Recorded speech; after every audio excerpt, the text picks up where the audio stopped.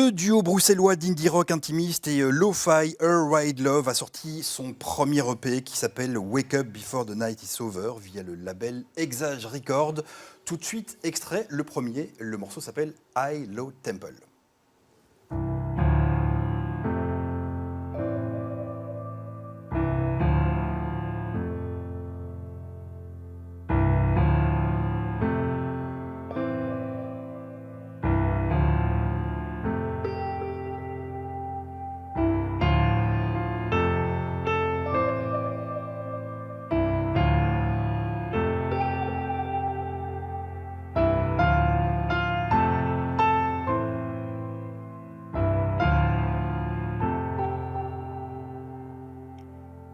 Call to anyone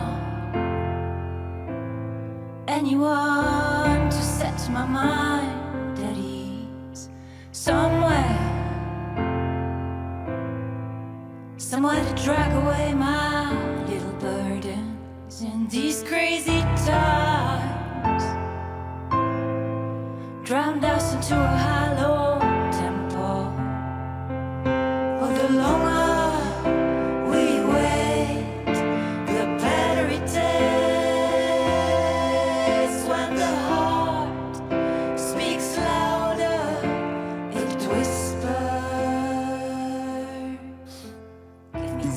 Voilà donc l'univers intimiste de Her Wide Love est planté. Merci beaucoup d'être là, Raphaël et Sarah. En guise de transparence, je suis obligé de le dire. Sarah, tu es ma belle-sœur. Et Raphaël, mon frère, c'est plutôt cocasse. Et je suis ravi de vous recevoir. Vous êtes ici chez vous, à la maison, sur BX1, dans ce beau décor virtuel. Alors pour celles et ceux qui ne vous connaissent pas, qui êtes-vous et qui est Her Wide Love? Qui commence? Honneur aux filles. Allez, merci. Donc moi je suis Sarah, je suis styliste de formation. J'ai étudié à l'Académie des Beaux-Arts d'Anvers, travaillé pour pas mal de maisons pendant 15 ans. Ouais. Et là ça fait 5-6 ans que j'ai mon propre label. Donc voilà, je te laisse te présenter. Et moi je suis musicien et luthier. Ça fait une vingtaine d'années là que je construis et que je répare des instruments de musique, beaucoup des guitares. Et à côté de ça, beaucoup de musique, beaucoup d'instruments. Multi-instrumentiste exactement. Depuis longtemps. Vous vous êtes rencontrés comment? Comment est-ce que l'aventure de Her Wide Love a commencé? Elle a commencé il y a 17 ans. Ouais. En fait, j'ai voulu reprendre des cours de guitare. J'avais fait quelques cours de guitare classique quand j'étais jeune, vers 8-9 ans. Et à 25 ans, j'ai voulu me remettre à la guitare. Et donc, j'ai atterri chez Raph, qui a donc été mon prof de guitare pendant 2 leçons. Et puis, très vite, on s'est très bien entendus et ça s'est transformé en autre chose que des cours de guitare. Entre-temps, j'ai repris un peu la guitare, etc. Et la naissance de votre projet musical, alors du coup, comment est-ce que c'est né Her Wide Love, cette envie de faire de la musique à deux, ensemble? Écoute, on avait... effectivement, moi je faisais déjà pas mal de musique de mon côté. Et Sarah commençait à connaître mes chansons parce que je lui chantais mes chansons lors de nos rendez-vous, n'est-ce pas? Et un jour, Sarah commençait à chanter mes chansons aussi, puis je lui ai tendu un micro. Et là, tu t'es dit, il y a un truc. Et on s'est dit, il y a un truc, on a terminé cette chanson, il y a une impro qui s'en est suivie, j'avais enregistré cette improvisation. Il n'y avait pas encore de téléphone à l'époque. Et on a réécouté ça et ça nous a beaucoup plu et on s'est dit, il y a quelque chose à faire avec ça d'office. Donc on a commencé. Voilà. Et le nom Her Wide Love, comment vous l'avez choisi? Est-ce que ce nom a une histoire particulière? Écoute, oui, ça a une histoire particulière. On a plusieurs lectures de ce nom. Le truc, c'est que Sarah, vu qu'elle faisait ses collections de mode, moi, j'habillais pas mal ses collections avec la musique que je faisais, justement. Et donc, il était marqué en dessous « Music by Her Wide Love ».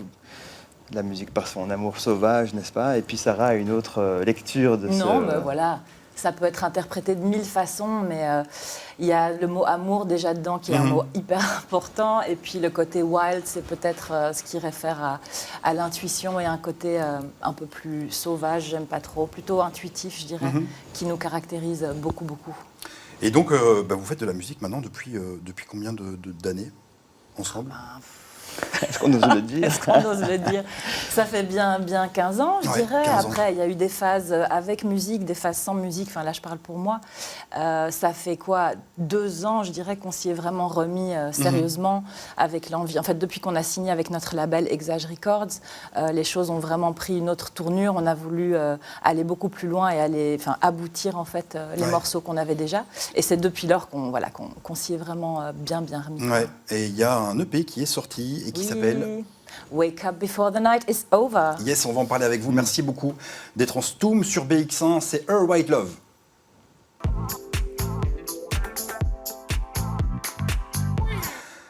Le premier EP est sorti il y a quelques semaines. Il y a 6 morceaux dessus en anglais et en français. Un opus traversé par des ambiances cinématographiques et des effluves mélancoliques.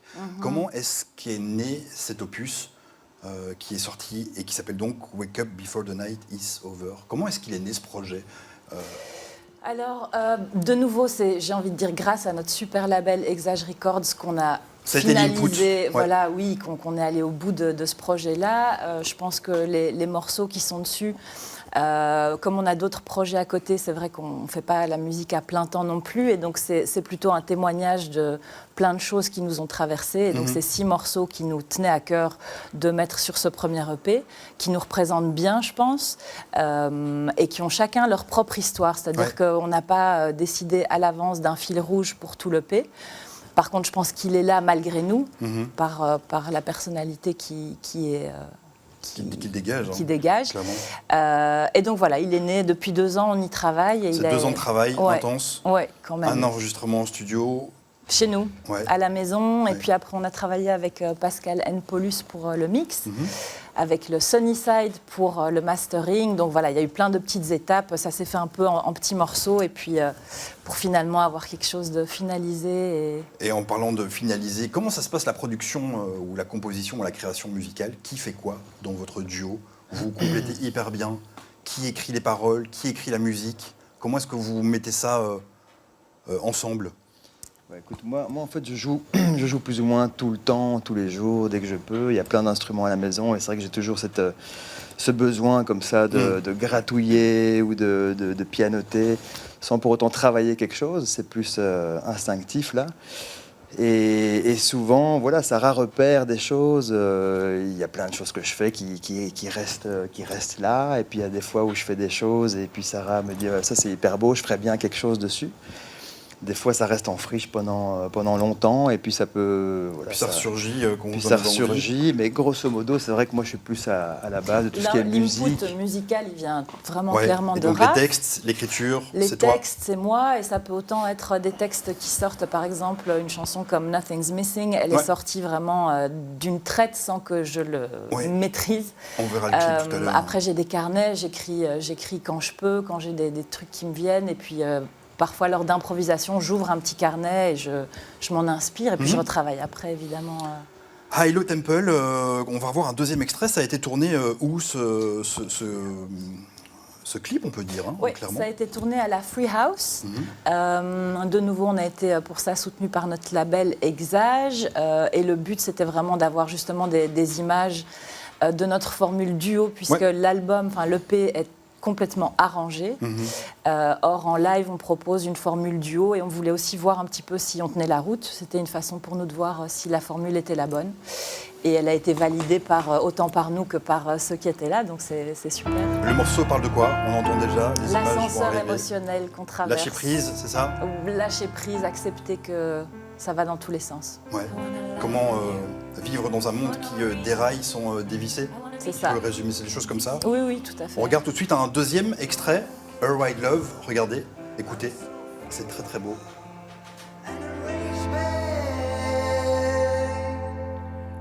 Drifting. Are we all drifting?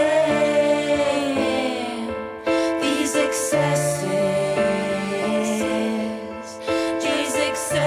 derailed us. The connection with you gives me so much power. The longer we wait, the battery tests when the heart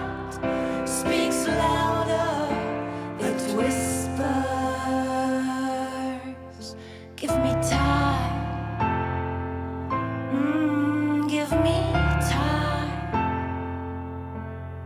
I wanna laugh with you for no reason. I wanna be drunk and dizzy.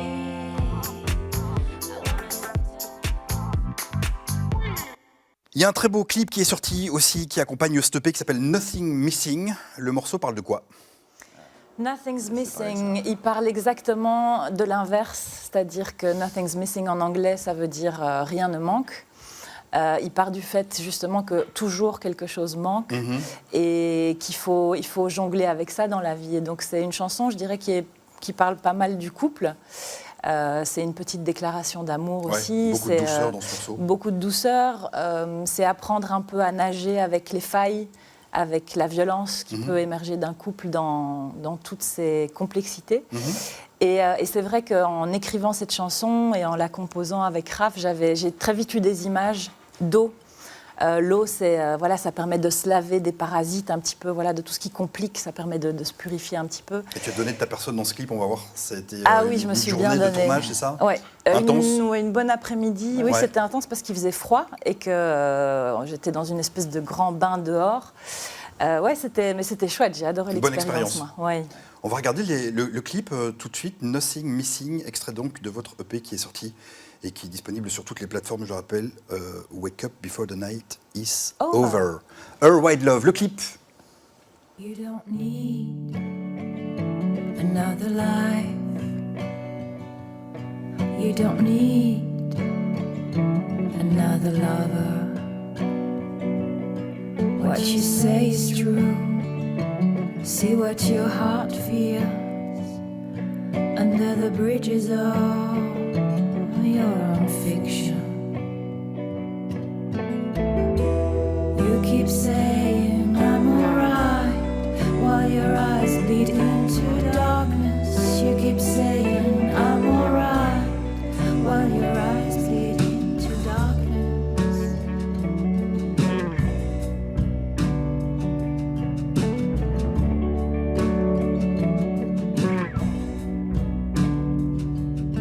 Why don't you look at me so mean? These times are crazy. You know what I mean. And if you ever dare to pull the trigger of your gun, remember, you can't turn back time. 'Cause you're the one that I need. Forever I know. And every breath that you take, forever I know. No, we don't need another life. And you don't need another love. If someday your heart breaks, if someday mine is out, we'll move on the moon and blow it off. It's not a question of meeting your expectations. It's just a twist in your perception.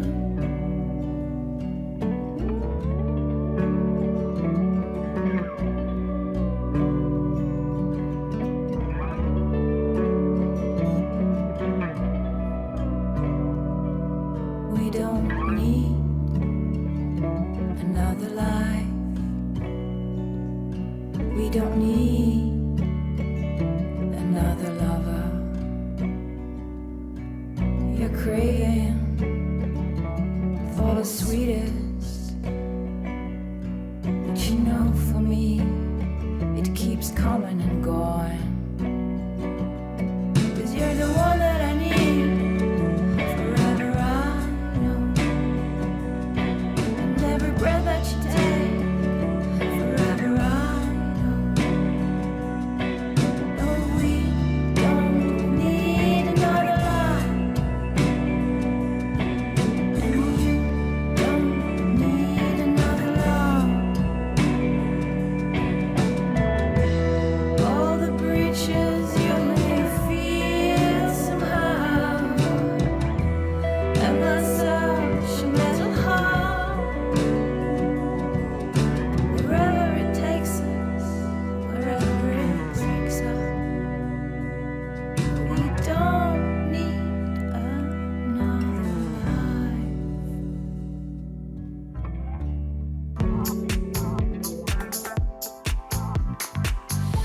Voilà, c'est le moment que notre script aime beaucoup, qui s'appelle Candice et qui travaille en régie, parce que c'est le moment où on donne plein de noms d'artistes et s'occupe des sous-titres.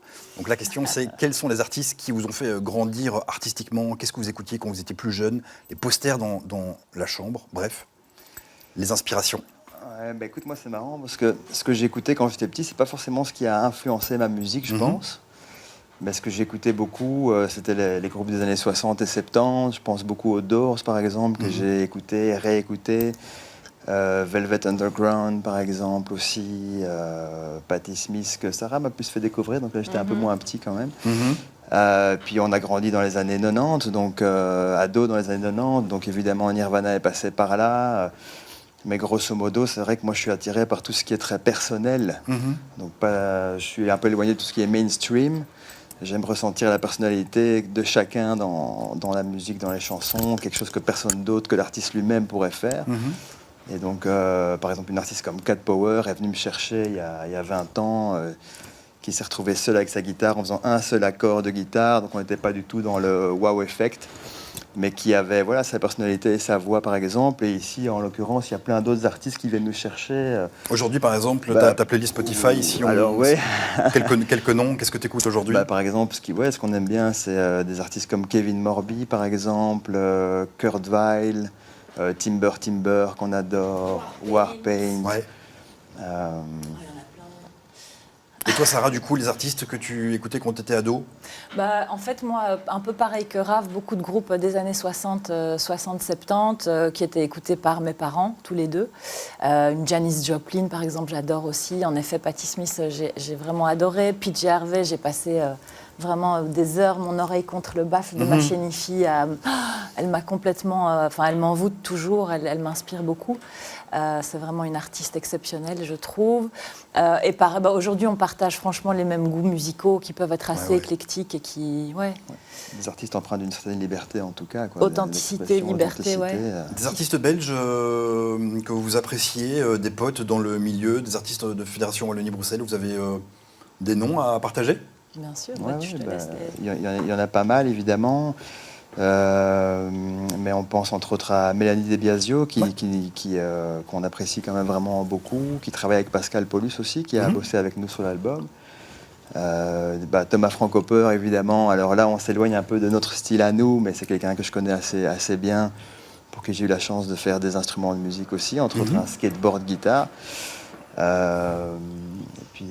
Soror, par exemple, aussi, qui est un groupe de la Fédération Wallonie-Bruxelles. Exact, qui ont sorti un album aussi qui s'appelle Newborn. Il y a beau. un morceau, très très bel album qui s'appelle Bohemian Rhapsody. On se fait plaisir, on s'envoie une minute de Soror et on les salue, image tout de suite.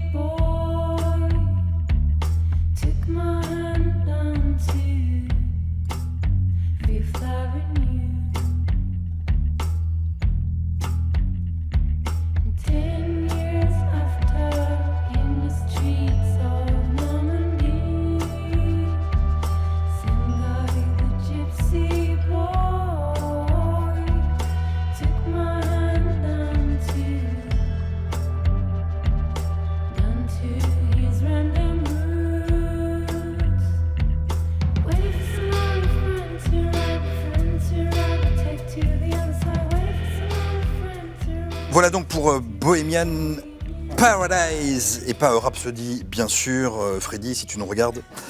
C'était donc Soror. Voilà, ce sont des amis à vous. Quand vous regardez ces images, vous pensiez à quelque chose en particulier, par exemple? Non, mais moi, c'est un groupe que j'aime beaucoup, que je trouve très inspirant, inspiré. Il y a un petit côté psyché aussi que j'aime bien, un peu mystique. En même temps, il y a une super énergie musicalement, j'aime beaucoup. Il y a une très belle complicité, je trouve aussi, entre Sophie et Alice. Et on les a rencontrés, et le contact est bien passé, donc c'est chouette de pouvoir les mettre en valeur aussi. Alright Love, merci d'être là. On se tourne sur BX1 en radio, en télévision et sur le web.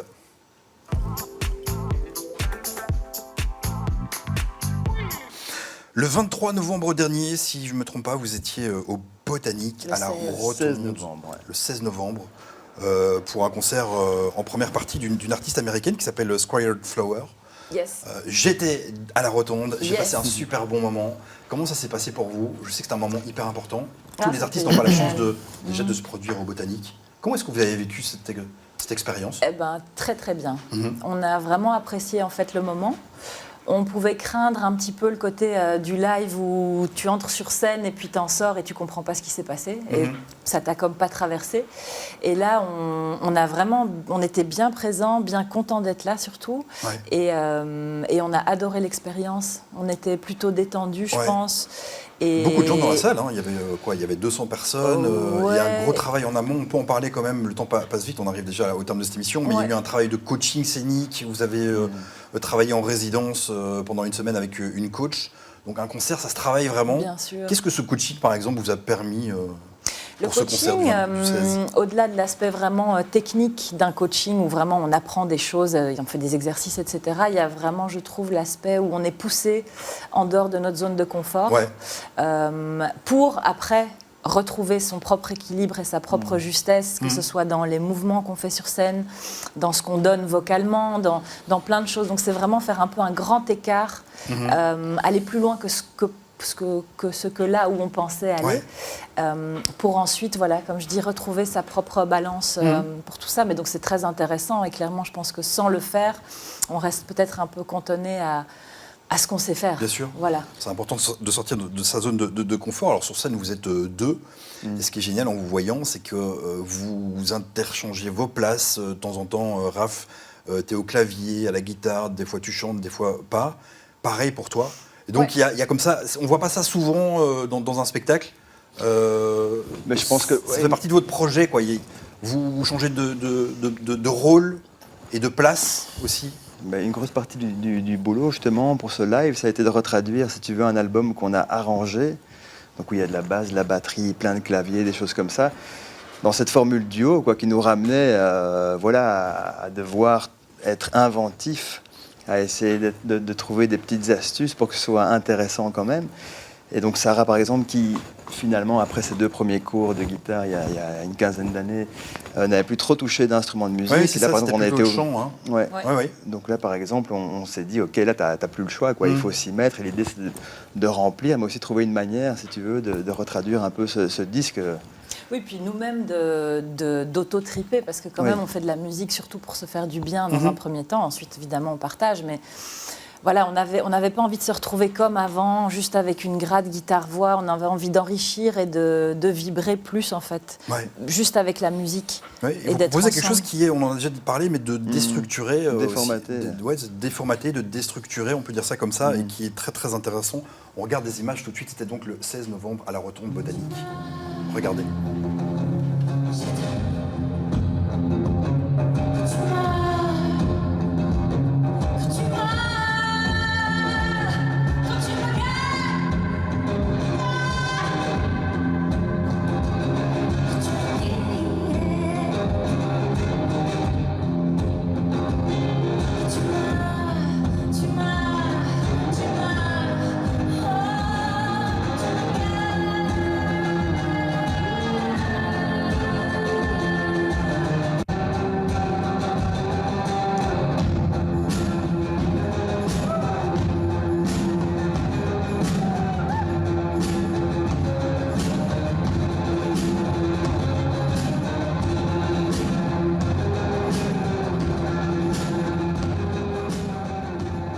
Voilà donc quelques images, il reste quelques secondes. C'était le 16 novembre à la Rotonde au Botanique. Il faut absolument vous voir sur scène. C'est quoi la suite de Her White Love? Phil, rien de très précis pour l'instant, mais sur Bruxelles et Anvers, en tout cas, on vous tiendra au courant Sur les réseaux sociaux. exactement. Suivez-nous, oui. Bah oui, bien sûr. oui. Et puis voilà, s'il y a des bookers qui nous regardent, on ne sait jamais. Avec plaisir, Vous ouais, êtes bien sûr. chaud boulet pour d'autres On cherche à concerts. jouer. On aime jouer, on a envie de jouer. Ouais, il y avait tellement de choses à dire, il faut vous découvrir. Vous êtes sur Spotify. Her White Love, c'est un univers psychédélique, new wave, deep, et ça parle beaucoup d'amour, et on en a besoin. Donc merci beaucoup pour votre musique. Merci à toi. Votre EP Merci est à toi. sorti, il s'appelle Wake Up Before the Night is Over. À bientôt. À bientôt. À bientôt. Merci. Et à la semaine prochaine avec un ou une nouvelle artiste musicale de la Fédération Wallonie-Bruxelles.